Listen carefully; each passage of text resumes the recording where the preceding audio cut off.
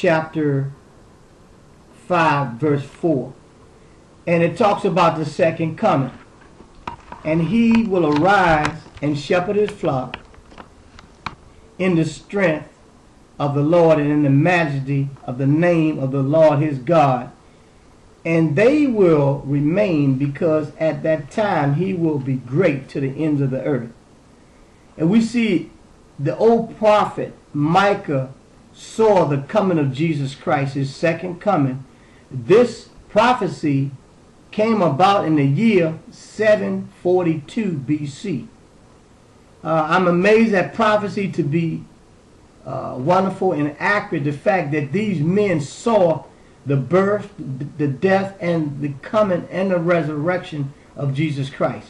So that scripture from Micah, we will go into another Old Testament prophet, which would be Isaiah, and that's found in chapter 11, verses 1 through 9. And it talks about the final kingdom, how like animals that are vicious and angry with one another, now how they devour and eat one another. When he sets up his kingdom, these animals will live in peace and harmony like never before. And I want to start with Isaiah 11, and I'm going to read verses 1 through 9. 11:1 starts by saying, "And there shall come forth a shoot out of the stock of Jesse David's father, and a branch out of his roots shall grow and bear fruit." We're talking about Jesus Christ.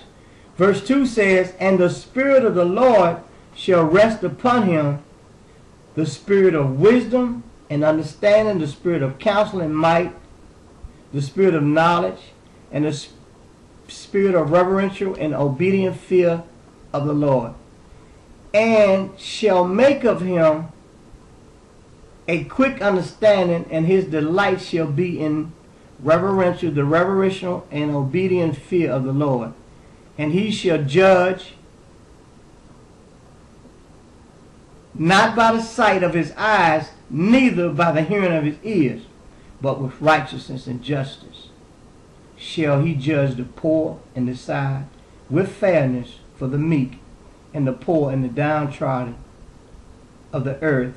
And he shall smite the oppressor with the rod of his mouth, and he shall with his breath of his lips he shall slay the wicked." Let's stop.